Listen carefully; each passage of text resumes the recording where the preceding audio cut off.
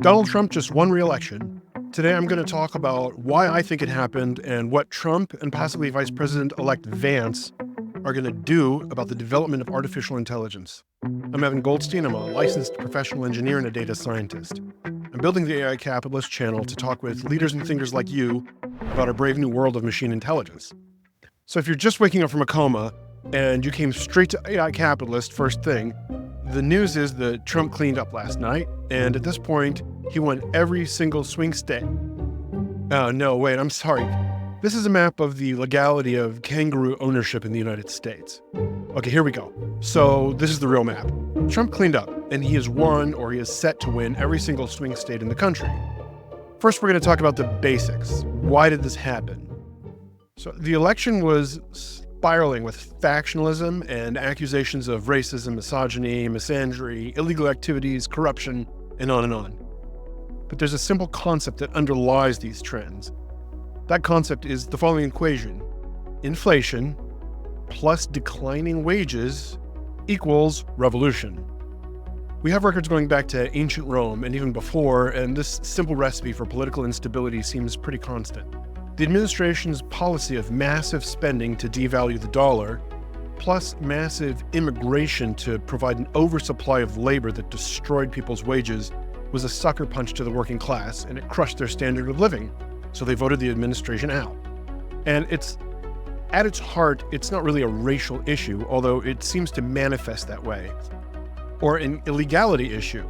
Biden could have just as easily thrown open the borders to, say, Russian immigrants and given them all legal work visas. There goes the racial argument, there goes the illegality argument. But it would have had the same overall effect of crushing the standard of living. Also, a lot of the debate over DEI is related to this discussion. When there's an oversupply of workers with more and more people competing for the same jobs, societies tend to fracture into factions. Each faction then organizes and tries to fight as a team to obtain these rare, precious jobs for its own members. In the case of the United States, this time, society's fractured and reorganized around factions that seek to privilege specified racial, gender, or sexual orientation groups over others. And then, of course, those left out also factionalized in a counterattack backlash. My crystal ball prediction is that Trump may slow the erosion of living standards for the working class in the United States, and especially for working poor people, through tariffs and trade barriers and through deportations of a large part of the labor supply. But he's not going to be able to stop inflation. If anything, those are going to trigger inflation by reducing competition for selling goods on the American market, reducing competition for labor. It's almost like transferring wealth from the wealthy, but this time to the working class. But he's not going to be able to stop inflation, which is based on out-of-control spending plus whatever tariffs he throws up. So I don't see us getting into a golden age here. But like I've said before, I'm a social pessimist and I'm a techno-optimist. And if you feel that you're getting value from this video, I would encourage you to push the like button because it lets me know that I'm making content that you want to see and it helps spread it to others. Thank you. So what will Trump's overall take and vibe around AI be for the next 4 years? But it's clear that Trump's ideas on AI stand out compared to what the current administration is doing. Back during his first term, he made some moves regarding AI, like signing an executive order that kicked off the American AI Initiative. This order told federal agencies to get serious about AI research and to find ways to boost innovation. It also pushed for rules around AI and more training for the workforce in this area. Trump's approach is going to be pro-innovation and low regulation for AI. So looking ahead to a possible second term, Trump has said that he would ditch President Biden's 2023 AI executive order if he gets reelected, calling it dangerous, and he's claiming that it stifles AI innovation. So this really shows how different his views are from the current administration, which is more cautious and strict. The Trump campaign is all in on supporting AI development based on free speech and human progress, which basically means letting tech evolve without too much government fuss. But Trump's take on AI isn't just one-sided. He's also raised eyebrows over AI's potential to deceive and how it could mess with national security. And it shows that he knows some rules might be necessary, especially when national security is at stake. If he gets back in, I expect his AI policies to lean toward less regulation, which might give tech companies more freedom to self-regulate. And this could mean speedier AI growth in the private sector, along with possibly using AI more for defense and national security, since there have been whispers about allies working on some big AI projects. It's also worth looking at Trump's broader tech policies. His administration kept an eye on major tech companies for antitrust issues, which might still happen if he wins again, though perhaps not as intensely as we're seeing now. One factor in this may be Elon Musk through his support behind Trump during the election. I hate Elon Musk seems to work his way into every episode, and I'm sick of the guy. I'm sick of talking about the guy.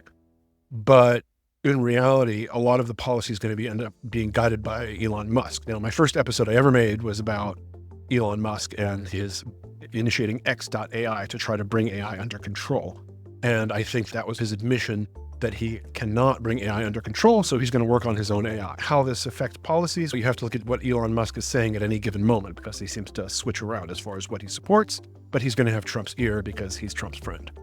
Back in Trump's mind, the American first mindset might lead to a more US-focused approach in the AI scene, which is a big change from the current governmental focus on international cooperation.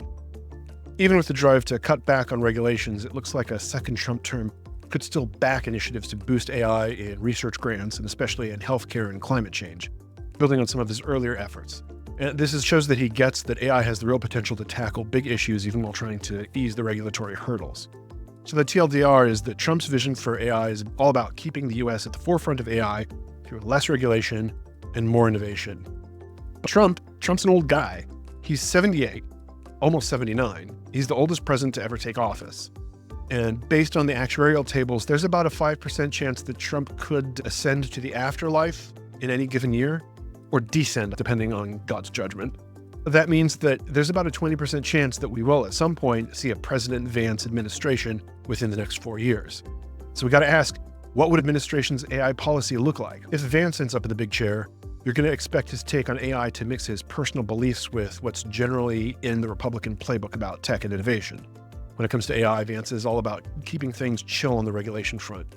He's been vocal about his doubts regarding the need for heavy-handed rules and believing that too many regulations could quash creativity and slow down progress in his fast-paced tech world.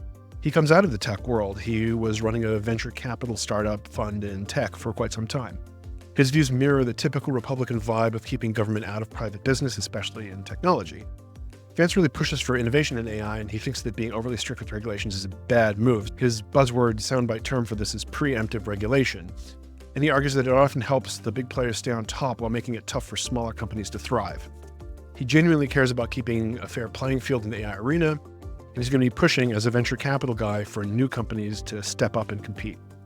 One cool thing about Vance is that he's a big fan of open source projects. He's into the idea of sharing code with the public for technological development, and that could boost collaboration and make tech creation more transparent. This could not only speed up innovation, but it would give more people a shot at using AI technology. And even though he's pro-business, he doesn't shy away from supporting some antitrust moves against major tech companies. Although again, he's not going to go after X because of the political alliance there. It might seem like a conflict with his free market stance, but he sees it as a way of leveling the playing field. And he worries that when big tech corporations push for certain regulations, it's more about locking in their market power and making things tougher for newcomers. He's probably going to continue with the spotlight on national security and defense, and he could push for policies to ramp up AI development for military and cybersecurity purposes. He's expressed an understanding that AI can ramp up productivity once it's in full swing. So you can bet his policies are going to focus on creating a business-friendly environment for AI to thrive, whether it's through tax breaks, smart investments, or educational initiatives to prep the workforce for the future. So in a nutshell, if J.D. Vance makes it to the presidency, you can expect his AI policies to put a premium on innovation, lowering regulations, and boosting economic growth. He's going to try to create a space where AI can advance quickly without a ton of government meddling while keeping its eye on issues like market balance and security. And obviously, as of last night, or if not before, he's got his eyes on 2028.